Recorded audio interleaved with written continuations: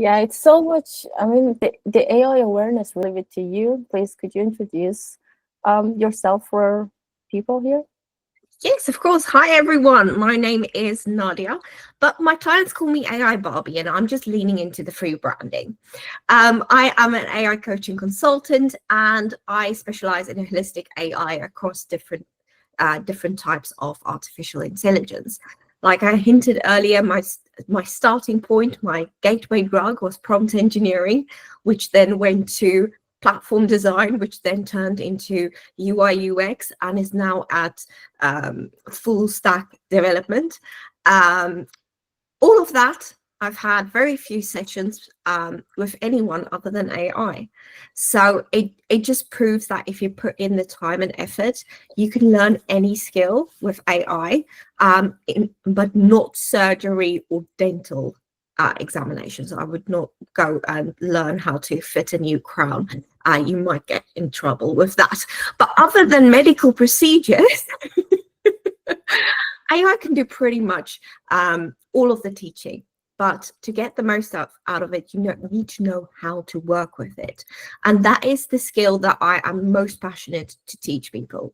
Because if I show you how, if I give you the fish, you can go, you can eat the fish that night. If I give you the entire step-by-step cheat sheet on how to fish, you can look after yourself.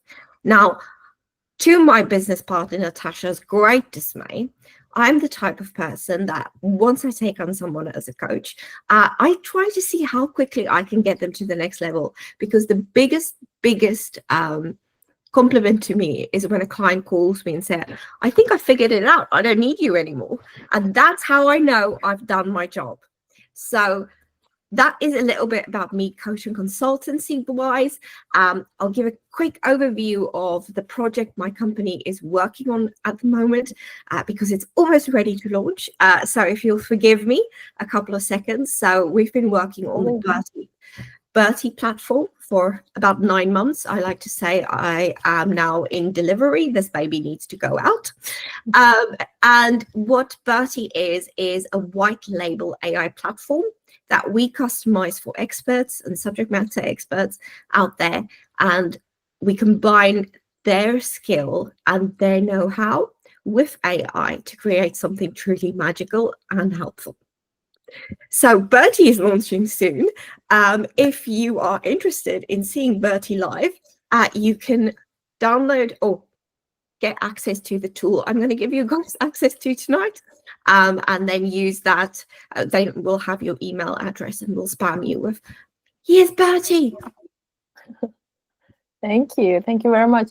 And tonight, you have developed a new AI tool for this session. Could you tell us a bit more about it? Yeah, so it is a tool I adapted. There's two actually. So the first one is Pitch Perfect, and that really helps you get your pitch down and put yourself out there. I think with networking, with a job search, as a coach, as a consultant, we all can benefit from coming over confidently to our audience, but also catering our presentation to our audience. One of the things I love to say is you would not introduce yourself to Brenda down the road who's playing with your kids, or a CEO of a company that might hire you. Knowing how to target your audience is halfway there, and the other half is confidence. And if you know your pitch, you don't have to worry about confidence. It becomes muscle memory. And the second tool that I want to share with you guys is really the keys to the kingdom. And it's a tool I'm super duper proud of and enjoy developing. It's a workflow, it's not a chatbot, but what it does is it rewrites your query in 4 different frameworks for prompt engineering. And I'll give you guys a look at that soon. But what it basically does is a simple prompt like, I want to post on LinkedIn for my ex business. The AI workflow harnesses different agents to then write it according to a workflow and a framework that actually work. And it's all the scientific nerdy bits that I would love to go on a tangent about, but I think I'll bore everyone to death. But these two tools are the keys to the kingdom. If you know how to talk to robots, then you can ask a robot anything. Fabulous. So we can't wait to get it started. Awesome. Let me just get the. If I'm looking at away from the camera, it's just because I have a second screen. And now I just need to figure out where my presentation is. I am one of those people, and I don't know if any of you are like that, but I have 7,293 tabs open at all times. And if I have anything less than 7,932, I get panicky. But I also have business partners, and I also have friends that ask me please not to share my screen with them because it does give them anxiety and I don't want to be sued. So here we go. I am going to angle this so it's a bit more relevant for job searching and add a couple of nuggets in there that might be helpful. But this is the cheat sheet and it's pretty simple. And if you've worked with AI or you are a ChatGPT enthusiast, you might think, oh, this is just stuff I knew. But the value of this is the simplicity and how it cuts from the noise. And my presentation, I will give that to you, Mina, and then you can share it with whoever wants it because it's a nice little cheat sheet. Thank you, Greg. You are very welcome. So AI is here and it's not going anywhere. I like to say it's like everyone that said horses was still going to be the main way of traveling in the 1900s. And I do not know a single person with a horse. Maybe because I'm in a town and we don't have many horse neighbors, but AI is here and it's changing things. And much like any new disruptor in an industry, there is going to be friction. There is going to be a lot of feelings. Gosh, ask the artists. They are very upset. But in that uncertainty and in that opportunity, you can have one of the best level ups in your entire career. Even someone like me that has spent hours and hours, thousands of hours on AI. Even someone like me, 2 years ago, I've never used AI in my life. Didn't even know it existed. And in 2 years, I was able to kind of teach myself how to get to a point where I can teach other people. And the great thing about this is you can become an expert relatively quickly because the market is not flooded. There aren't a ton of AI experts. I do apologize for my fur children. Missy and Pixie. I'm so sorry. They won't get snacks tonight. So in this opportunity, you really can get to the next level quicker than you ever knew because, and this is the key, no one is truly an AI expert. I'm not an AI expert. No one I know is AI expert. And the reason is it takes 10,000 hours to become an expert at anything. The only AI experts out there are machine learning scientists. And believe me, I've spoken to them, worked with them, they can't prompt engineer, which is the most ironic thing ever because they overthink it. So we have that advantage. The second advantage we have is that we are at the cusp of it. We can jump in this river, become an expert, and really make your mark. Now, where the magic happens when you're starting to look for a new job or you want to level up in your career, and the way my clients do it is they learn the AI skills that they need for their industry. So I work with clients that are in middle and senior management. And what we do is, first off, we look at all the problems they have, and then we see how can AI solve them. And Bob's your uncle, next thing you know, they're the AI expert in their company and they're now leading the pack. So this is a once in a lifetime opportunity, unless the robots take over, in which case we're all doomed. Why is it not? There we go. So bear with me for a second, because believe it or not, people still have trouble figuring out what an LLM is.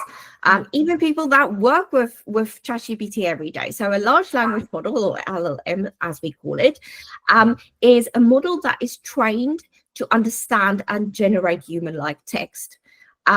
It's like a very, very smart, newly graduated person. They have all of this knowledge in their head, but not a lot of experience. And you get different ones, like you guys have already said in the poll: ChatGPT, Claude Sonnet, Perplexity, Mistral.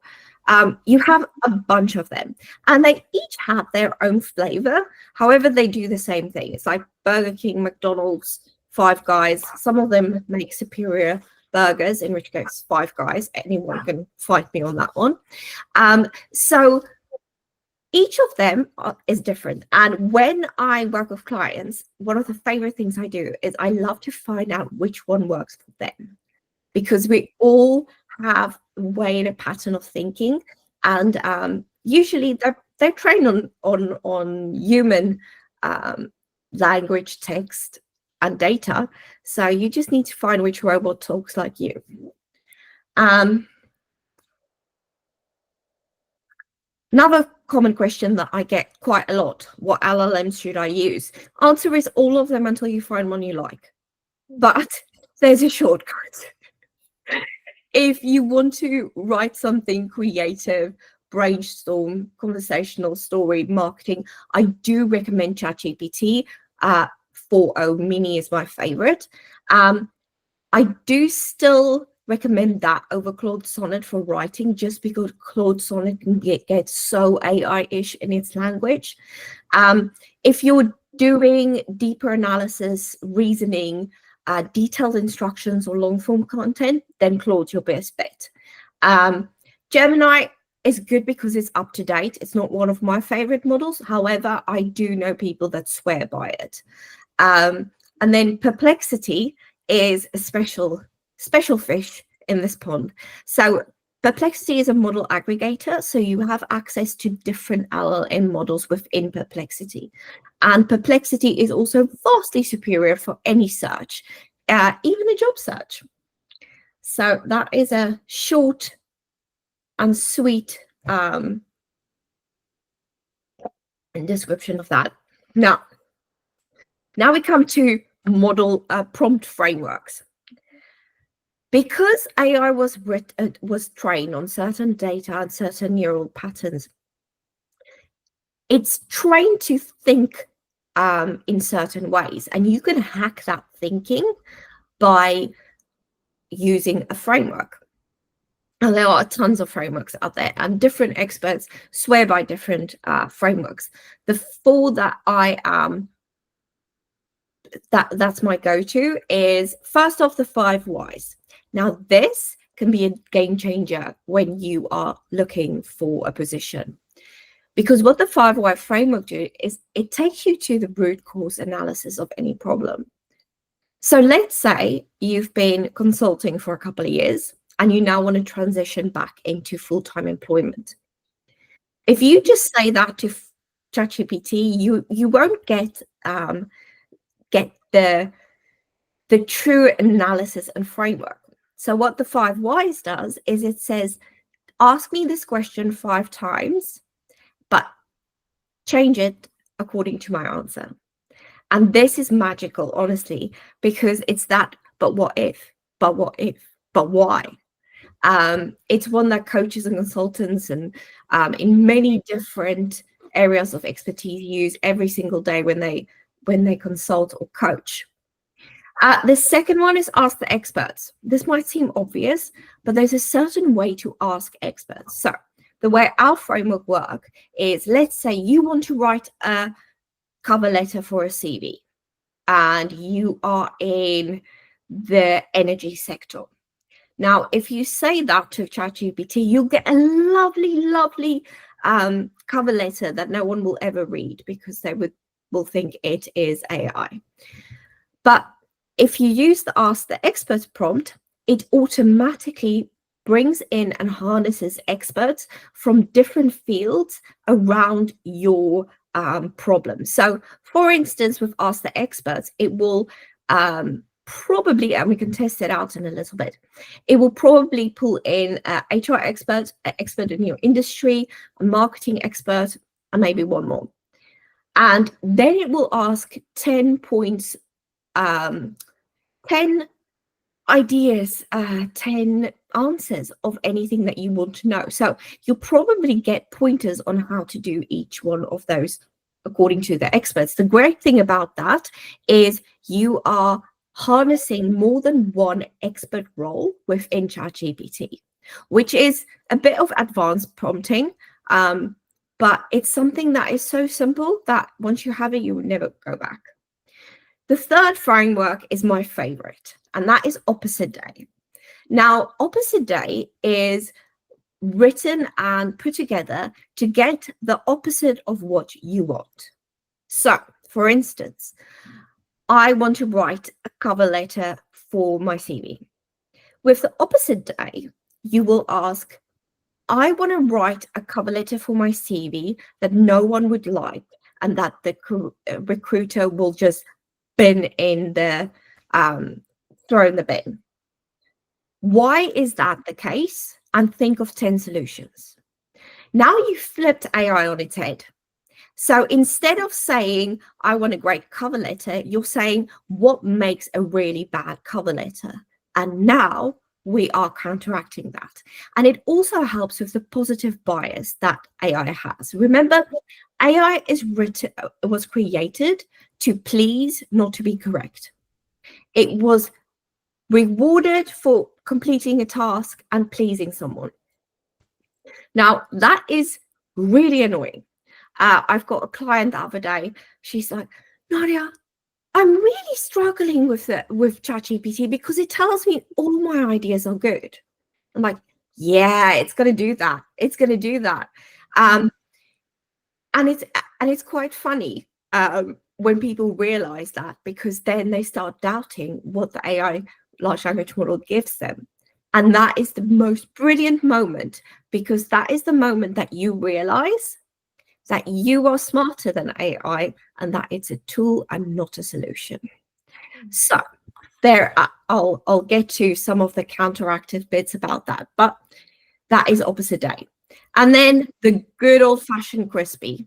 Crispy is go-to for anything. So it's an acronym that stands for context, role, instruction, specification, purpose, and example.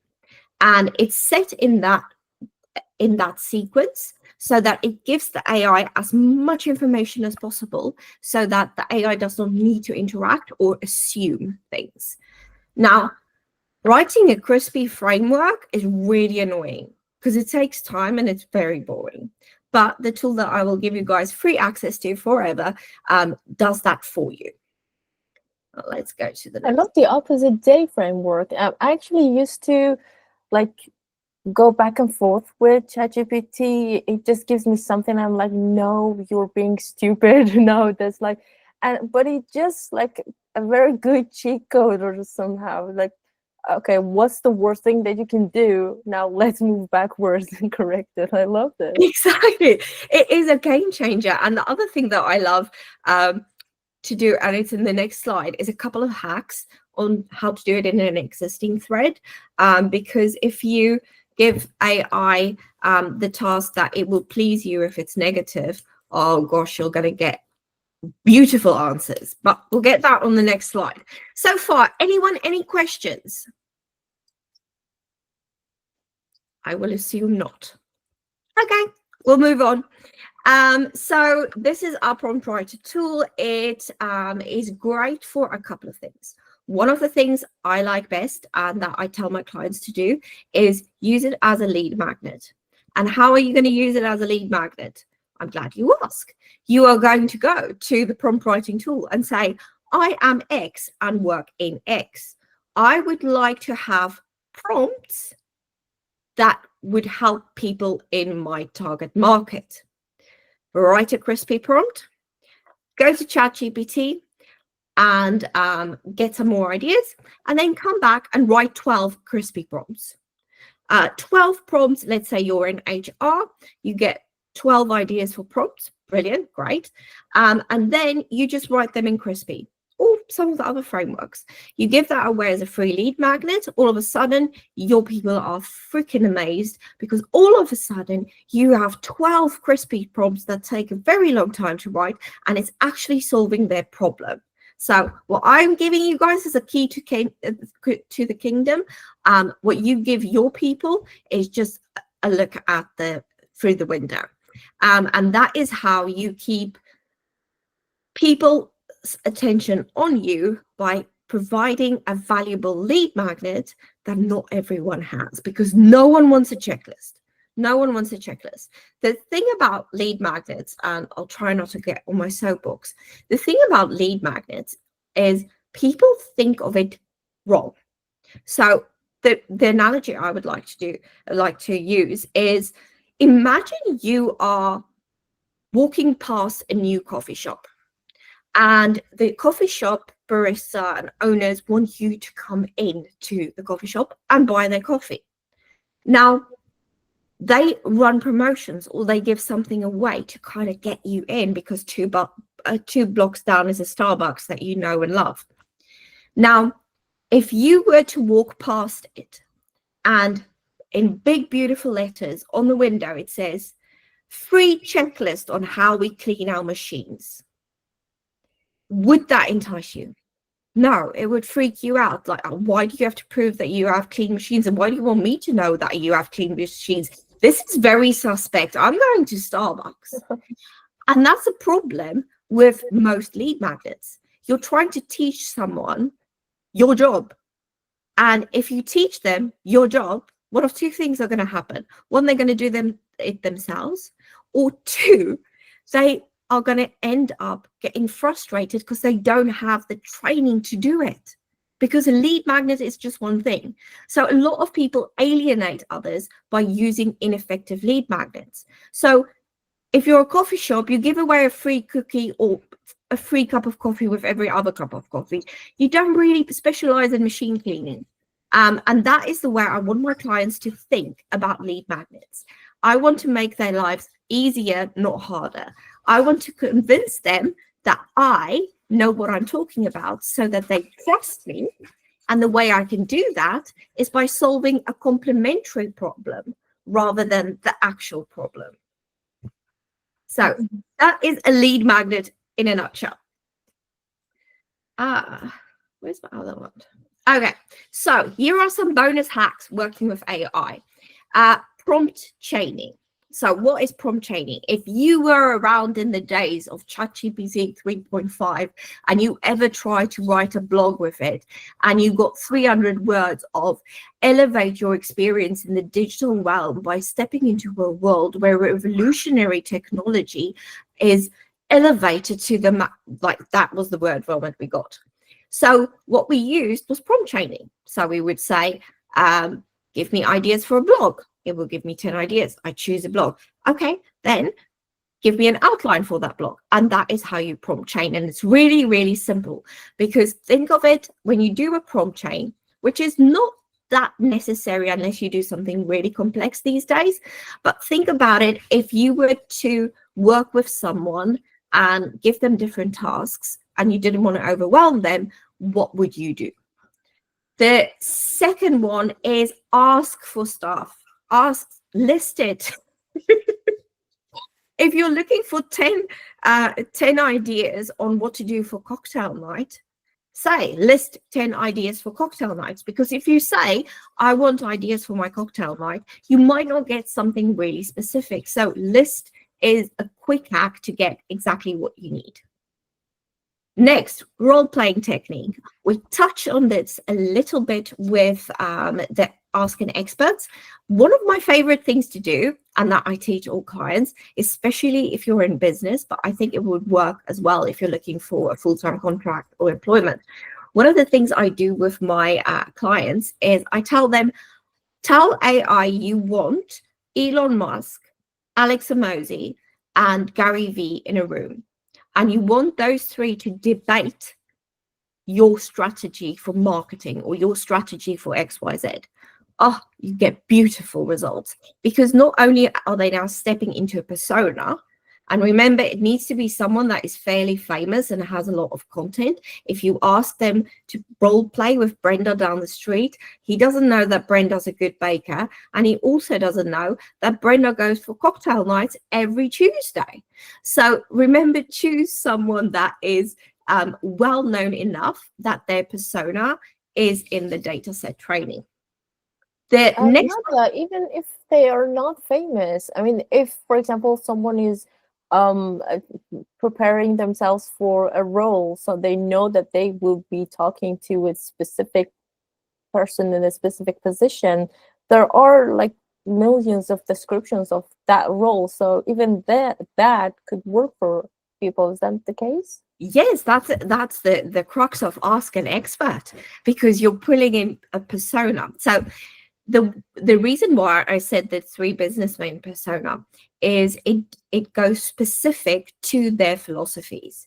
So instead of saying I want a billionaire engineer, I want a multimillionaire marketing genius, and I want a marketing genius that is good at building audiences and has a white label platform for them to use as their shop window, for instance. That will give you generic for those types of roles, which is great, especially if it's not someone well known. However, it is really interesting to pull in three experts with different opinions and different philosophies.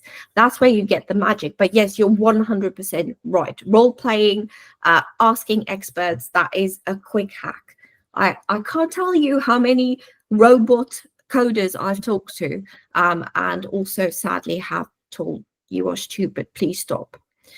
One of the things actually I recommend people doing is that, well, I'll try once that I told ChatGPT that you are Socrates and let's discuss something. So they respond like, okay, we can say like Socrates, but it's a really, I don't know, a It's fun interesting. conversation. Yeah, it's absolutely amazing.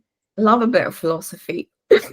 And then the last, so temperature is the next one. And we mostly play with this on the back end when we program, but there's a way you can do it on the front end as well. So lower is precision, higher is creativity. The way you can use it directly with AI is, let's say you have a cover letter and you really don't want it to sound super AI and very structured. You want it to be flowy and naturally. You can say, on a scale from 1 to 10, 1 being X and 10 being X, where does mine fall in? And then it might be a 6. And then instead of saying make it better, you just say I want it to be a 7. And that way it doesn't rewrite it to the point where it goes completely in the different direction. So having that 1 to 10 scale can be really helpful, especially if it's creative writing, especially on Claude as well. So Claude responds to this very well. ChatGPT does as well. I haven't tried it on Gemini, but I've tried it on DeepSeek and a few others. But if you use Claude for any writing, I would definitely recommend that. And the last one is humanizing it. And this might seem obvious, but telling it, you sound like AI. I do not like these words. Mimic a copywriter, mimic someone that is human, mimic someone well-known and human that writes well. So those are the little hacks that I have. Any questions? Any questions, anyone?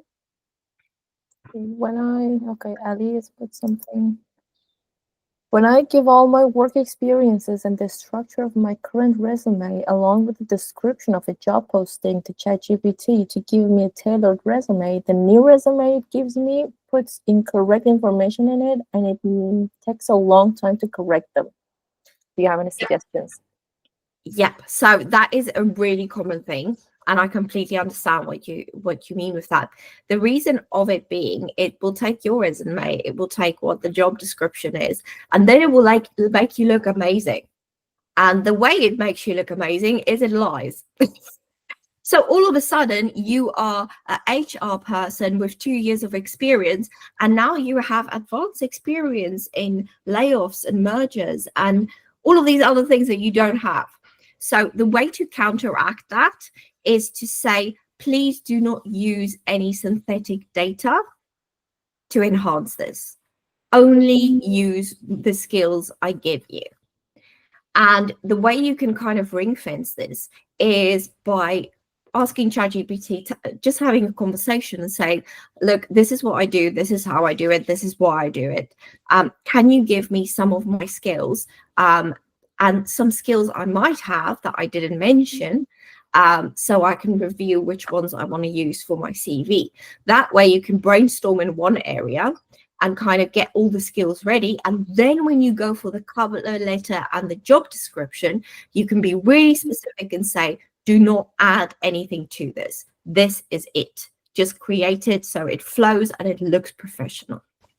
And of course, always it needs always a polishing, and you gotta be careful at the end of the day. You gotta be really careful, give it another read, I'd say.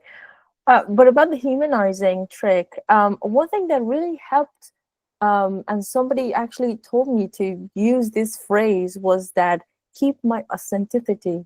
And it really helped. I mean, I tried it several times and it was like, I give it something and it just, you know how it works. It just bombards it with words and everything. And I was like, no, keep my tone, keep my authenticity. And it does make a difference, although you need to be careful of what it produces at the end of the day. But it's something that worked. So that is a really good one. That is a good one. I don't think I've used that. I'm going to use that. Thank you, Mina. And I'll play around with it and let you know how great it was. The next one, and this is where we are going to counteract AI. This is where we're going to brainwash it. We're going to play devil's advocate. And this is really important because if you use some of these, you now turn ChatGPT into a very cynical person. And that person is now going to criticize everything it's done. And it's great because you don't feel bad because you didn't write all that. So it's great. You're just the moderator. So sometimes even having something like critically evaluate or what are the downsides or counter arguments, sometimes that can be more than enough and you're fine. If you want to uncover blind spots, so let's say you have that CV and cover letter and you say, play devil's advocate and challenge the ideas and phrasing of this cover letter and tell me how I can make it better. You also can do like bring in the big guns. Now, the big guns I don't use often because it's not necessary. But when I do, I say to it, you are head of a team of consultants brought into my business, career coach, whatever.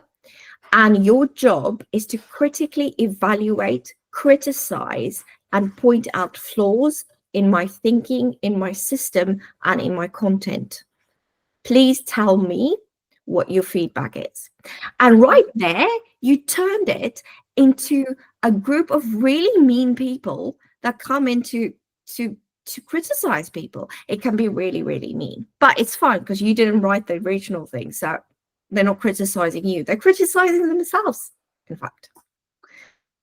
And what's next? I'll give you all access to the tool. If you want some coaching, if you want a couple of hours to kind of delve deep in how you can take your career to the next level, please let me know. I'm friendly. And any questions that you have before I show you guys the tool, because we are running out of time because I'm such a chatty Cathy. Oh, I love it. Well, I do have a question though. You were saying that please do this for me. People say don't say please and this kind of stuff. Be mean to the AIs. I mean, is that really the case? So there's two ways I think of it. Number one is it was trained to please me. So why am I giving it negative feedback if it was trained to please me? Because what then is going to happen is the AI is going to doubt what it's giving you, and then it goes into a loop of, oh, I shouldn't, oh, well, and it gets uncertain at one point. And the second one, if Skynet happens and the robots take over, I'm not going to be mean to the robot. I don't want to have, I don't want to live somewhere in a factory without any electricity, rummaging for canned food. I don't like baked beans, so that does not make sense for me. But that's me personally. You might love baked beans in the apocalypse. Go for it. Well, actually, I tried it, and it kind of, how to put it, it got mean to me. Yeah. And I wouldn't recommend it really, but I was just like, oh, don't do that. You're being blah, blah, blah. No, it didn't work. But I just wanted to make sure, see how you feel Yeah. about that. I know there are people that swear by it and it's effective, but in all of my testing and everything that I do, and I do quite a bit of testing, especially new models, I've never gotten better results by being mean to the AI. Well, oh, say it. Has a question? Yes, please. Yes. I wanted to quickly ask you. Someone said earlier about giving false information when you're creating AI. I wanted to ask Nadia, when you're also using AI or several AIs, is there kind of a trick you can like keep in mind to make sure, like with AI's outputs, like you might not know it might be a hallucination. So how do you kind of help you recognize what might not immediately be obvious? This is not helpful. This is not. I can't use this. But you might not know that at the time. So is there anything we can do when we're using it to distinguish between what's good and what's a hallucination? So the important thing to understand why AI hallucinates, it's not a it's overwhelm of information and it goes sidetracked. So it starts hallucinating and creating data that is fictitious. The biggest reason for this is your thread is too long. If your thread is too long, it won't be able to keep up. So what I would do, step number one, when I think there is hallucination present, step number one I would do is, please give me a summary of everything that we've done in the thread and enough information so that I can provide it to another LLM and continue where I left off. Now, what that's going to happen is it's going to give you a bunch of information, so you don't have to go to a new thread and start the conversation all over again. You can kind of pick where you left off. The next thing that I would do is I would have a perplexity open. And if I think it's hallucinating, I would literally just copy paste that and say, can you evaluate by doing the research if this is a hallucination or a fact? If it is,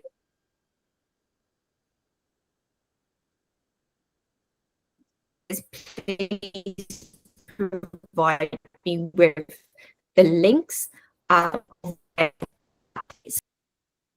You're back. Yeah, you're back. Okay, sorry. Did you get the last bit? Yeah, I got it. I got the summary and then using perplexity. Did you say another step after that? I just said with perplexity, ask it if this is a hallucination, and then ask, can I please have the links or a link to the data to prove that this is, that's just ring fencing it so that it's not hallucinating on a hallucination. Okay, got it. Thank you. Jose? All right, thanks so much, Nadia. It's been very engaging. My question is just still on the thread. Are there ways to like, is there a way AI leaves a fingerprint on what you're doing so that whoever you submit your work to is able to, without just the obvious bias, to tell? Are there like hidden patterns or stuff in it that, and how do we deal with that? That, my friend, is a can of worms that you just opened. But I'll give you my opinions and the reason why I'm not too worried about this. Now, one, I used to know a really good copywriter, and she's been copywriting for years. And when the AI detection tools came out, all of her work came back as AI generated. She's never touched AI. She was just one of those unlucky people that do a lot of elevating and stepping into realms. So I am of the opinion that if the content is good and it doesn't annoy the reader, I'm not too bothered whether it's human or AI. I'm bothered with the results. Now, you can run it through AI detectors, and there's ways to get around it. But remember, the average person reading it knows just as much about AI as you. Do not let fears like this keep you away from opportunities. And the second thing I would say is you are the human in charge. At the end of the day, you are in charge. So read through that and see, would I have written that? And then there's another hack you can do. And this one works really, really well. And it actually touches on Mina's mentioning of the authenticity. One of the things I like to do is get the ideas from AI. So get the ChatGPT ideas. And then what I do is I word vomit all of that. So let's say step one, I've been, it says years worked in field. I would then write, I've been working in HR and recruitment for the last 8 years, and I really enjoy it. Something like that. Now, that doesn't sound AI generated at all, and go through the entire list. And then what you do is you plug that into AI and say, do not lose my tone or authenticity, and keep and only adjust for flow and for ease of reading. And that will rewrite it like you wrote. So that is a little trick that I use with that. But yeah. And also, I tested actually these AI detectors, and they're not very accurate.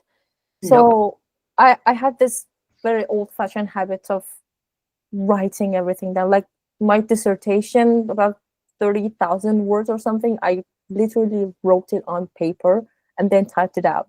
I just can't do it the other way around. But the thing is, when I typed it, and what we were supposed to submit it on the website, and it just has an AI detector itself. But I just ran it through other AI detectors myself, and it was like, it's written by AI, and I was like, no way, I wrote this.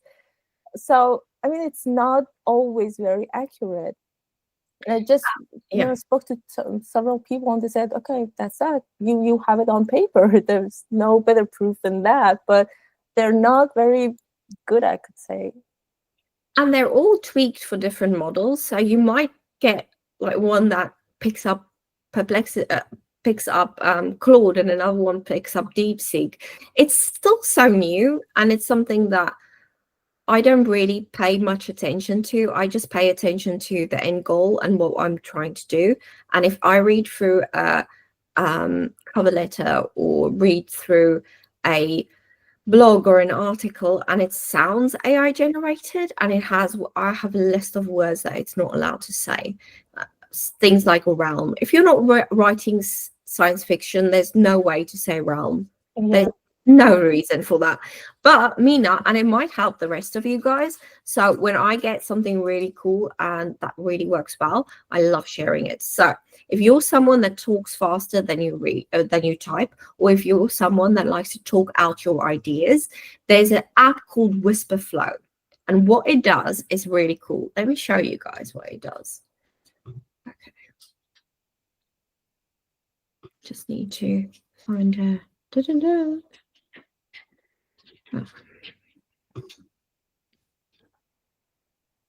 Okay, so this is so cool. Right. So I'm going to share my screen.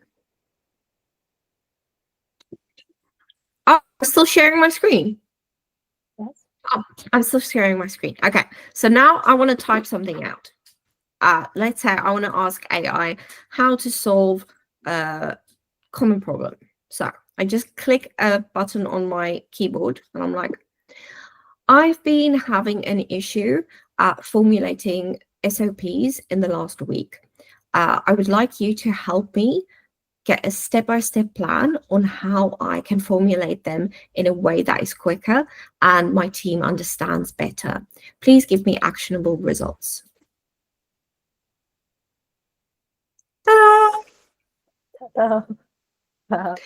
This is the one. It's AI it's AI linked. So Whisper Flow is absolutely amazing, even with me and my accent, to really write it as it's spoken. Last week, I dictated 40,000 words, Mina, and you've done a 30,000 word dissertation. You know how long that takes. And this would have been very helpful for you if you could just read out the pages. Yeah, it would have been. I mean, I tried several things, but I just kept editing them. So I just if it's so much faster if I just type it. Yeah, this is the only accurate one I've found. Let me show you guys quickly the tool, because I want to be respectful of everyone's time. Thank you.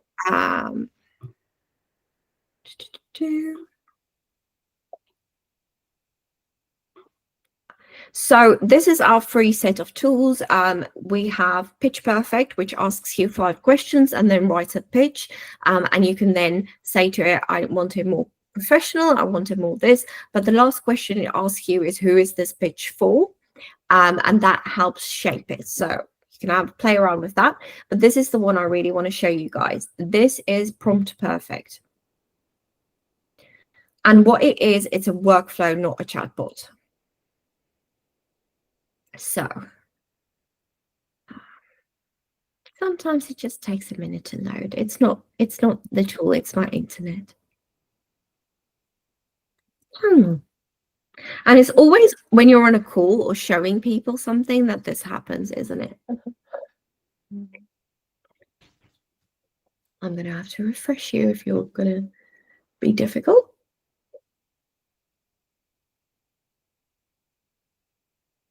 There we go. See, refresh right there. So this is Prompt Perfect. Now here you can dictate or write, and you can be specific as you want. The more specific, the better. But you can even get a good result by using this. So I want to write a LinkedIn article. Who wants to volunteer their profession or their expertise for the Prompt Perfect? Please, not everyone at once. Hola, tipo. Okay, great. Maybe you're on mute. Wait a second. Okay, yeah, there you go. Mechanical engineering. Yep. Sorry? Yeah, mechanical engineering. Mechanical engineering. Can you hear me? Electrical engineer. No, mechanical. Mechanical engineer. Yeah. Okay. Electrical. I am a mechanical engineer. Now, before I do this, I want to preface it with, not every framework is going to be right for what you want to do. So step 1, read through all of them. You'll be able to figure that out right away. However, you'll get all 4 of them, and you can play around with them. So I want to write a LinkedIn article. I'm a mechanical engineer. Continue. So now we've just given it a very general question, and it's going to start generating each one of those prompts for us. And remember, humans are smarter, so nothing is gospel. You need to tweak and check. So the 5 whys is probably going to focus on why you do what you do. Sometimes it doesn't encode. You can ask for it not encode. Let's use the 5 why technique to explore why you want to write a LinkedIn article around in your area. Now, this can be fun to get ideas because it's going to ask you 5 times why, and you might uncover something really cool, and that might lead to ideas. However, this is probably not the one I would use for this specific scenario. Next one is different perspectives, and here, play text, cancel. What you also can do is you can do regenerate and say, do not put it in code. I want plain text. And what's great about this is you can both regenerate or you can edit that bit. which is brilliant, because let's say you now realize you want to write around electrical engineering, but you want to write it around getting to your 5th year as an electrical engineer. Now you can just regenerate that. And it should, there's a plain text anyway. So here it is. So here's the prompt for the experts. And like Mina said, you bring in people that have expertise. So here it had a leading academic researcher in material science and engineering, specializing in the application of new materials in mechanical engines. You have Mr. Robert Davis, a seasoned engineer manager with over 25 years of experience in the automotive industry, focusing on innovation and efficiency in manufacturing processes. Sarah Chen, sustainability consultant. So this now puts an interesting spin on that article, because you might not have thought about bringing in ideas from a sustainability scenario. And then you have someone with a mechanical engineer turned entrepreneur who founded a successful startup developing robotic solutions or industrial automation.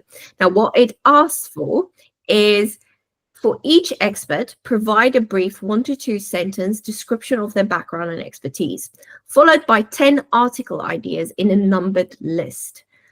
Each idea should be concise and compelling, with a title or topic suggestion suitable for a LinkedIn article.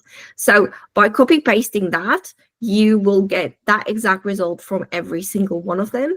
And it's also given an example, and AI just does great on examples. Opposite day.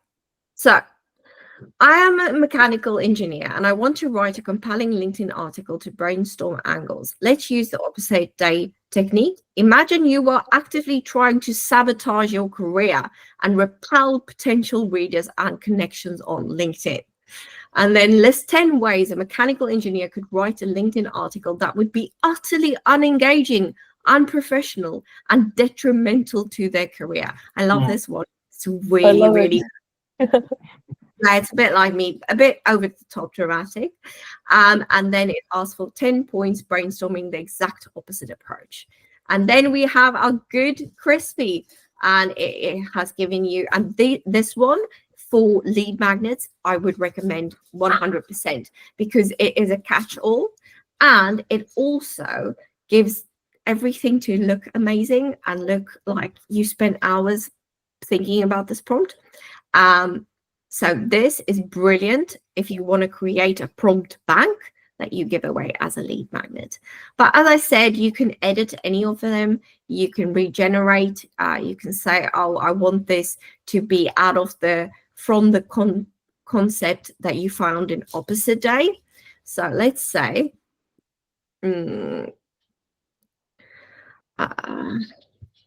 you say regenerate. I don't want it to be rambly, boring, and factually incorrect. Please include this in the prompt. Regenerate.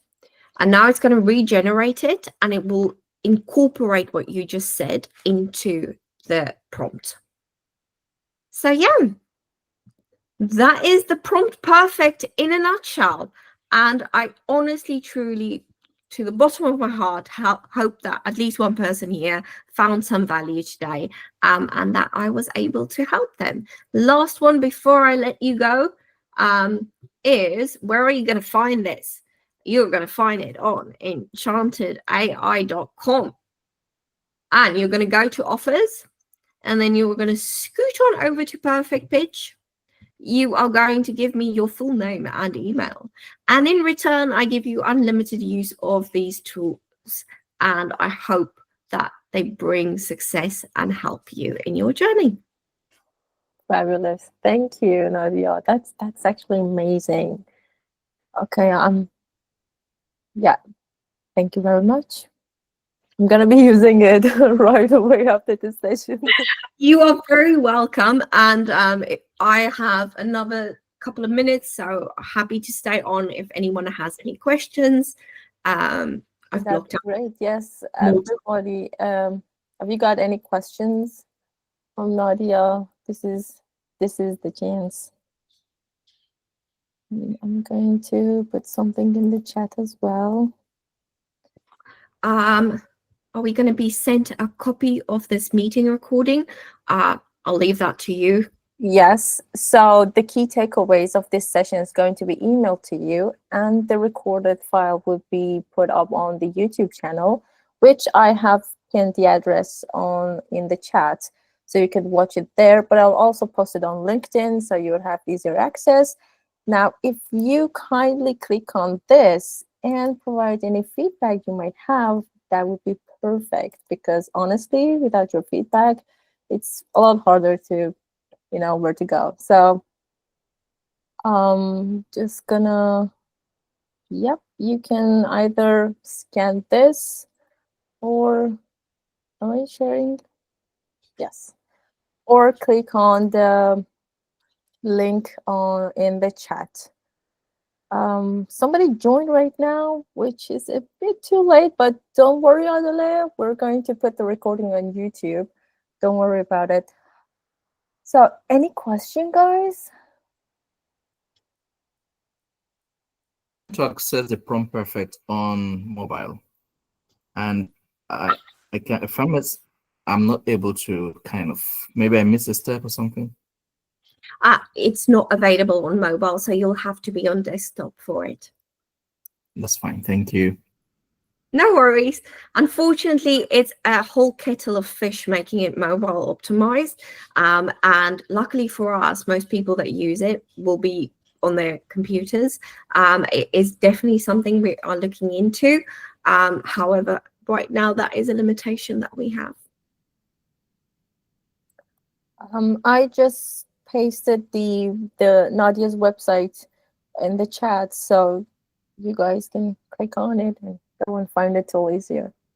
Well, thank you very much, Nadia. That was amazing. Thank you for putting the time to do this and for the lovely presentation. I mean, I learned a lot. I really hope that anybody could take something from the session and use it. And always feel free to come back, to get in touch if you have any questions, if you want to, I don't know, learn about something, you have some suggestions about upcoming events or speakers, anything, feel free to reach out. And Oladipo has raised his hand. Yes, go ahead, please. Yeah, okay. Can you hear me? Am I audible? Yes, you are. Okay, thank you very much. Thank you for the opportunity. My question is, even though I'm from the mechanical engineering background and I just finished my master's, so I'm trying to get into the field because mostly I check some companies for jobs. Sometimes what I did was that I always try to use ChatGPT and other ones to, like, okay, for this month of April, which are the top companies that, like, doing employment or trying to bring in new staffs according to graduate role. So mostly when I get it, it gives me the same result I searched the previous month. So I want to, like, I know ChatGPT is a tool, so you can use it for whatever method you want. So how can I use ChatGPT to more productive for me in having a good search of jobs? And also, when you get the job, you still need to ask ChatGPT to help in, I think, cover letters, which is still some other things, and also a CV walkover. So how can I? Because now, from what I say the cloud Gemini. I don't really use Gemini. I don't use the Perplexity. I only use those ChatGPT. But the cloud now, I'll try and work more on it. So how can I get more too? Or is there a way I could be more productive in my job search? So if I were you, what I would do is the following things. One, I would create prompts on Prompt Perfect for the following things. I would say, how can I come across as enthusiastic as well as give it your experience? Because I really want to get to my next level and my next career move. And then you're going to get all 4 of those prompts and you're going to run every single one of those. You're going to make notes. And then what you're going to do is you are going to be super duper honest. In Prompt Perfect, you're going to say, I can't get in front of the people I want to get in front of. I'm frustrated. It's really annoying me. How can I get a job that I really want? Remember, it was programmed to take the nuggets that you leave it and give you a really good prompt. Then I'm going to say the following, and this is going to be your key. You're going to say, I am a mechanical engineer. This is my area of expertise or my area of interest. And throw in there, you've got your masters. And then you're going to say, I would like content pillars that I can use to become a domain authority. Then it's going to give you probably the best one for you to run will be the second one. So you copy paste the expert's opinion one, copy paste that into ChatGPT, and then you ask it for content pillars. Now, content pillars, sorry if you already know this and I'm boring you, I'm just going to give you the short description. Content pillars are different areas of content that you want to become a domain authority on, so that when they search for X, Y, and Z, your content comes up. And you are going to create LinkedIn articles and LinkedIn posts. And you're also going to do one video a day. If you do all three of those, I will be knocked off my socks if you don't have a job that you love in a month or two. Content is key. I spoke with one of my mentors. She's a VP at a massive company. She's absolutely lovely. And we were speaking earlier this week, and she was telling me about someone that got a C-suite position at one of the largest aviation companies out there. And she's like, Nadia, I can't believe he got the job. Like he sucks at what he's doing. He's not a good employee. He's not creative. He's not a problem solver. He doesn't think in a way that someone in that C-suite position should. And it was in a different area of expertise with her, but she's worked with him one-on-one. And she said, and you know why? You know why he got that position? Because every day for an hour, he's engaging people on LinkedIn. He's liking comments. He's providing value. Do not use AI for this. Please do not use AI. Even a message that sounds really superhuman-y comes across a lot way. So he does that for an hour. He publishes 2 to 3 articles a week. And he is consistent on LinkedIn, and he does LinkedIn videos. Now, I would say book a one-on-one with me, 30 minutes, no charge, and I will give you enough information to set you on the path to do things that a lot of my clients do that has helped them with success. My booking link is in there because I don't think we have time to unpack content pillars, but we will get there. And that's the same for anyone else on here. If you want to have a 30-minute power session with me, please feel free to book on my link. That's fabulous. Thank you. Thank you, Nadia.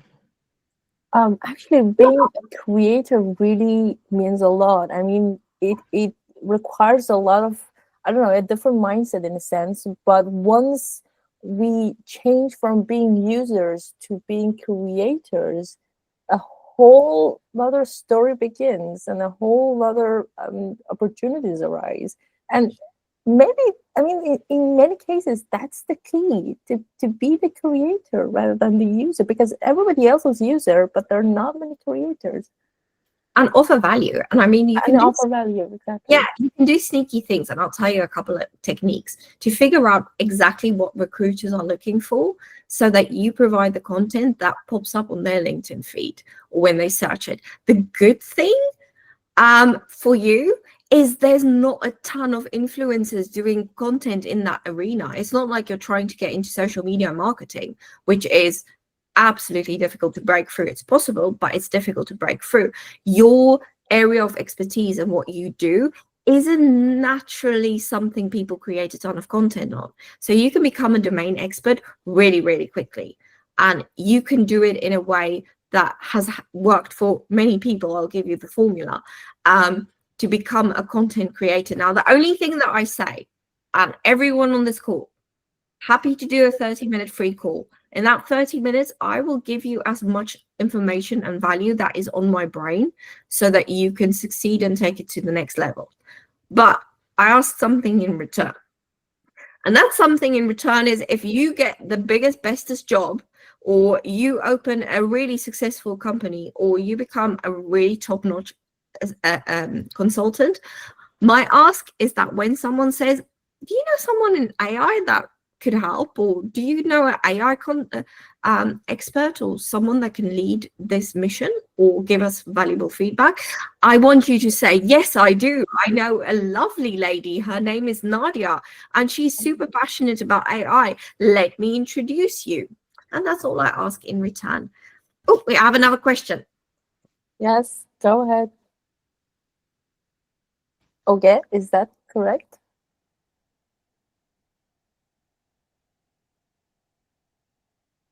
Oh, he left a mini. He probably raised hand, except instead of clicking end of menu. Probably, That yeah. happened to me so many times, and then it's that awkward, like, oh, sorry, I didn't mean to ask a question. But I'm so bad at pronouncing names. Like everyone that knows me knows I'm bad at pronouncing names. Oh, But me too. You're not alone. yeah, but I'm good at other stuff, so they forgive me. So, Oladipo, am I pronouncing that correctly, or am I butchering it? Yeah, it's fine. It's Oladipo. So even Oladipo. that's what they call, yeah, that's what they call Oladipo, because most British say Oladipo. So Are mostly I just you from originally Nigeria? from Nigeria. Yeah, I recognize the accent. I'm from South Africa, so I'm also from the great country of Africa. Wow. When I did my master's, my entire friend group was Nigerian. It was like literally Nigerians and then me. Once one of my friends, she did like a dinner for us all. She lived near Canary Wharf, and we all went for dinner, and it was once again a bunch of Nigerians, me and my friend from the Philippines. So it was an odd mix, and she made the nicest chicken stew. But after 2 bites, I was dying from the heat. What? Like I was dying from the heat. And she was like, but I didn't even make it spicy. I'm like, well, I just went to another dimension. Like, this is spicy. And she's like, really? And everyone else around the table were like, this isn't spicy. You could have added more spice to this. It was hilarious. But yeah. Unfortunately, I wasn't made for spice. Yeah. It's just Africa, Nigeria loves a little spicy, so we're just different. So Yeah. not, It was wonderful. Like I ate most of it, even though I was crying while eating it because the flavor was just unreal. But yeah, I got a lot of crying down that day. I was very sad. And now, if I'm ever in a job or a situation where I'm really sad, I'll just go out and get some Nigerian food, just eat that, just say like, oh no, it's just the food. It's making. It's not me. It's the food. Yeah, if you want to get away with crying at work, just get some Nigerian food for lunch. Unless you're Nigerian, then that won't work because you guys are spice experts. Well, this is another takeaway from the session. Yeah. Well, that's Thank great. you. That's fabulous. Well, thank you, everyone. Thank you, Nadia. This was an amazing session. This was an amazing experience. And we learned a lot. Thank you very much. We really hope to see you again in another Curious Soul event.